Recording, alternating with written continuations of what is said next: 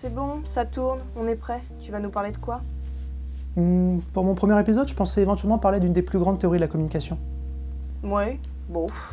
Je pensais aussi parler de l'avènement du numérique. C'est pas mal, mais encore. Si, on va parler de redondance, on va parler d'entropie. Mais ça va intéresser personne, ça. Ah, si, tiens, regarde. On va parler d'un truc rigolo, on va parler de ça. La machine la plus inutile du monde. C'est rigolo. Bah, c'est rigolo 2 minutes, quoi. Mais t'as prévu autre chose, sinon? Ouais, si, on va parler de bits. Non, mais t'es pas sérieux? Si, bien sûr que je suis sérieux. On va parler de Claude Elwood Shannon.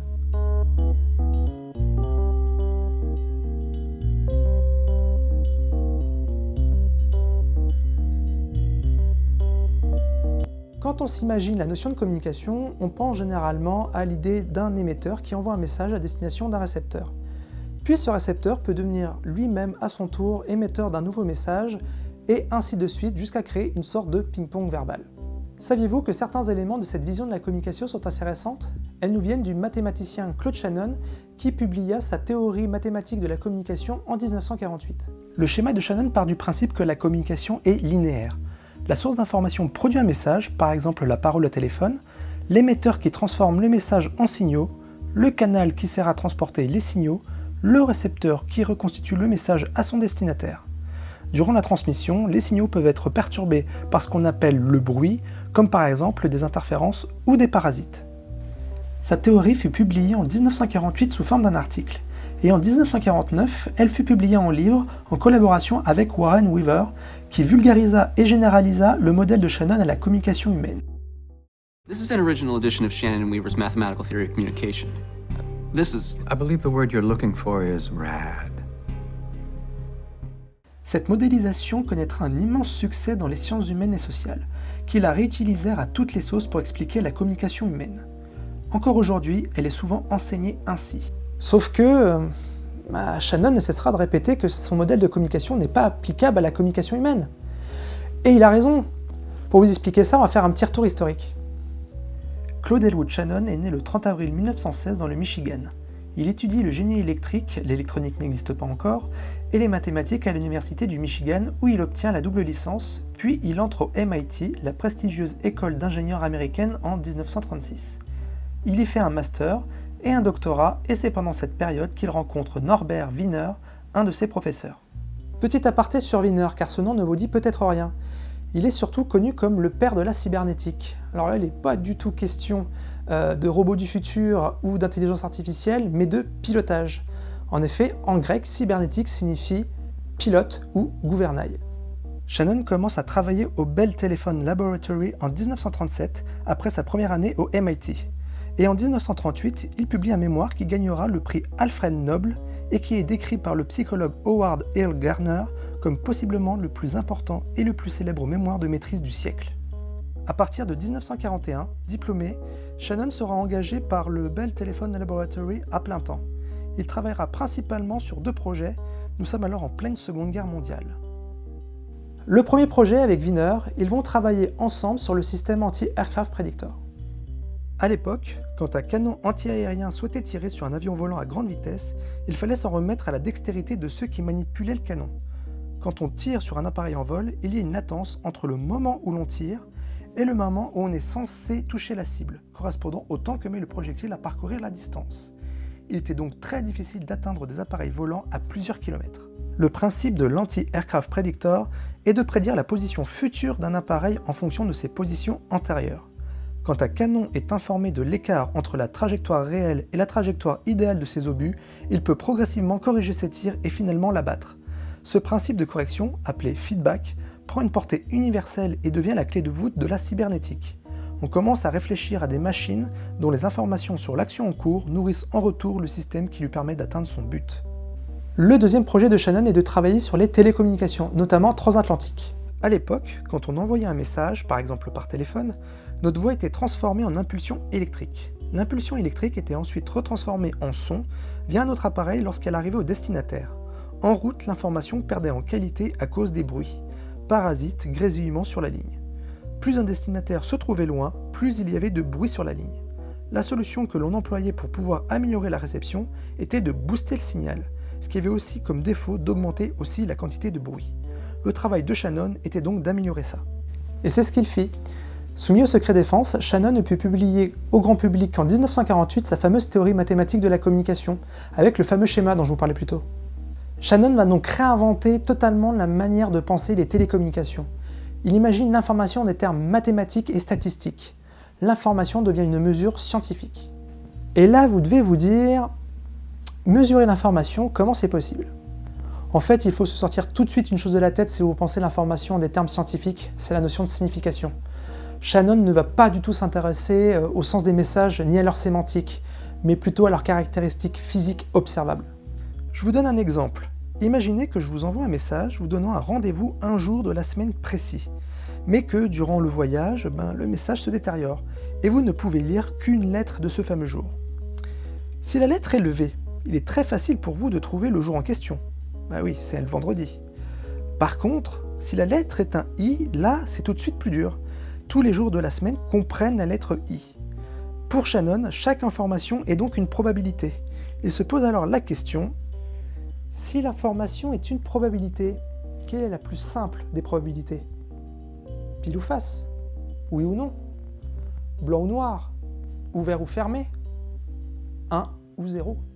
Il simplifie alors chaque information sur ce principe, en se demandant si un appareil pourrait transformer chaque information en données, qui soit une suite de réponses à la question oui ou non. Et par le plus grand des hasards, des ingénieurs de Bell travaillant dans le même bâtiment que le sien venaient de mettre au point un appareil répondant à ce principe, le transistor.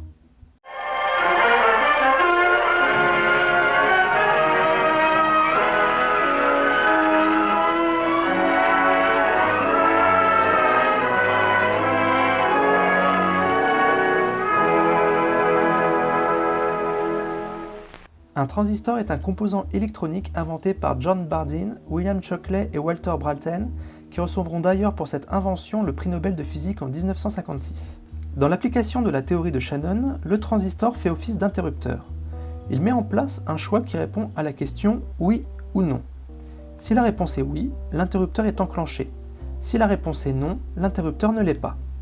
Shannon reprendra pour mesurer chaque réponse le terme du statisticien John Tukey, celui de binary digits, ou en d'autres termes, le bit. Ah, un bit. Oui, t'avais compris quoi ? Non, rien. Prenons un exemple avec cette image. Si on utilise un seul transistor, chaque pixel représente une réponse à la question oui ou non, blanc ou noir, donc un bit. Un transistor supplémentaire multiplie par 2 ces possibilités, ce qui nous donne 4 couleurs, soit 2 bits. Un autre transistor multiplie les possibilités encore par 2, soit 8 couleurs, soit 3 bits. Un autre donnera 16 couleurs, soit 4 bits, et ainsi de suite. Prenons un autre exemple. Imaginons que vous souhaitiez deviner sur un échiquier la case qu'a choisi l'un de vos amis, et tout cela avec un minimum de questions, ce dernier ne répondant que par oui ou non. Il suffit de demander si la case se trouve dans la partie droite ou gauche et de répéter l'opération pour la moitié restante. En 6 questions, on trouve la case recherchée, ce qui revient à la formule 2 puissance 6, 2 étant le nombre de choix et 6 le nombre de questions, ce qui nous ramène à 64 possibilités. Ce jeu peut vous rappeler le fameux test d'Akinator, qui en moins de 20 questions prétend trouver le concept auquel vous pensez. Avec du 2 puissance 20, on obtient 1 048 576 possibilités. Sachant que le dictionnaire ne dispose que de 100 000 noms communs au maximum, la difficulté du questionnaire dans ce cas présent est de trouver les questions qui permettent la plus grande équiprobabilité à chaque étape. 2 principes à retenir sur la théorie de Shannon, la redondance et l'entropie. Quand vous transférez des messages et qu'ils traversent les bruits et les parasites, l'avantage d'avoir un message codé en bits, c'est que vous pouvez utiliser la redondance. La redondance est utile dans ces cas-là car elle est une répétition du message permettant à la réception de n'avoir aucun doute sur la signification du message. Si on vous envoie 99 fois le même message et que le centième à cause du bruit est incomplet, vous avez quand même une très grande probabilité d'avoir reçu correctement le message. Mais dans d'autres cas, la redondance peut être vue de façon péjorative. Certaines parties du message peuvent paraître superflues car elles appellent à des notions de syntaxe ou des règles de grammaire voire de logique. Par exemple, si vous recevez ce message « Salut, comment ça ?» vous devinez que le mot qui suit est « va » car il est redondant. Ce mot se trouve logiquement dans ce type de phrase. Par contre, si vous recevez le message « rendez-vous à », vous aurez du mal à deviner s'il s'agit d'une heure ou d'un lieu. Notre premier cas est redondant, peu informationnel. Qu'il soit soumis au bruit n'est statistiquement pas très grave. Notre deuxième cas est peu redondant, mais par contre très informationnel. Il est plus sensible au bruit. La redondance induit donc un message plus lourd et donc possédant plus de bits. L'entropie, quant à elle, correspond à l'incertitude de ce que la source émet. Elle indique la quantité d'informations nécessaires pour que le récepteur détermine sans l'ombre d'un doute ce qui a été transmis. Plus le récepteur reçoit d'informations sur le message transmis, plus l'incertitude baisse. Elle va servir à numériser une source en utilisant le minimum de bits sans perte d'infos. Aujourd'hui encore, la notion d'entropie est utilisée par les algorithmes de compression sans perte, l'imagerie médicale ou bien encore l'aérospatiale. Shannon a donc fait passer notre monde d'une ère analogique à une ère numérique, alors que dans notre bonne vieille Europe, un certain Alan Turing posait les prémices de ce qu'allait être l'ordinateur. Alors je ne vous refais pas la petite histoire de Alan Turing, vous la connaissez sûrement, surtout si vous avez vu le film Imitation Game. Mais pour la petite histoire, sachez que Turing et Shannon se sont rencontrés une fois en 1943. Et d'ailleurs, Turing avait émis des avis plutôt négatifs sur la théorie de Shannon. En 1948 sera donc publiée la théorie de Shannon en collaboration avec Warren Weaver, un autre mathématicien. Shannon sera considéré comme le père de l'ère de l'information.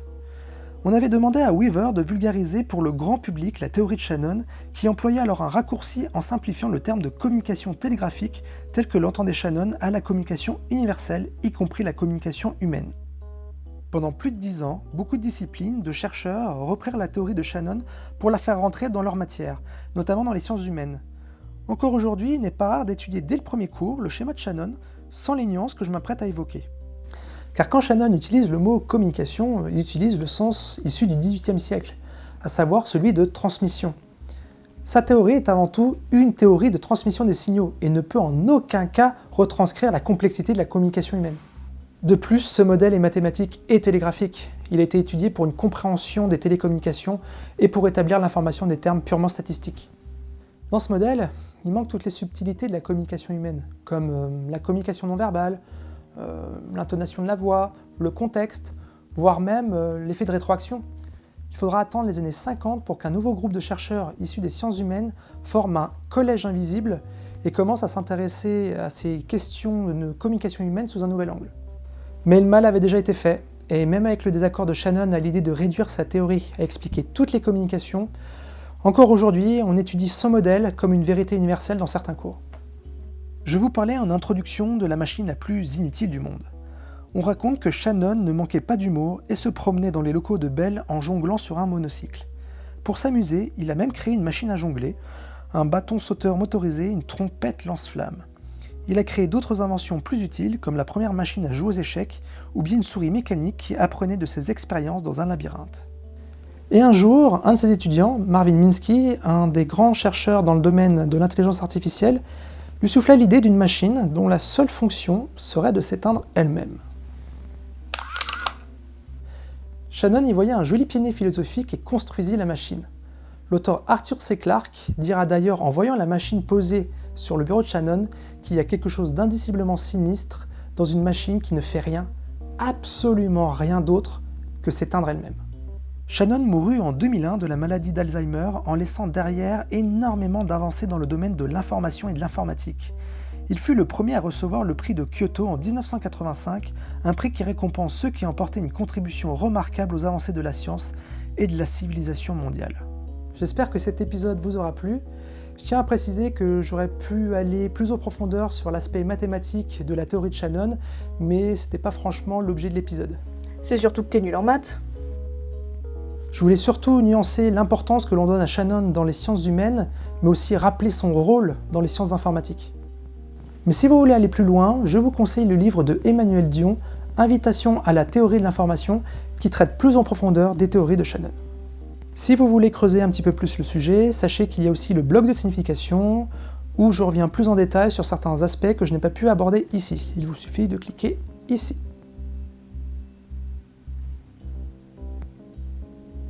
Vous pouvez vous abonner à la chaîne, vous pouvez aussi vous abonner sur Facebook, Twitter et Google+, et bien entendu, laissez votre avis dans les commentaires.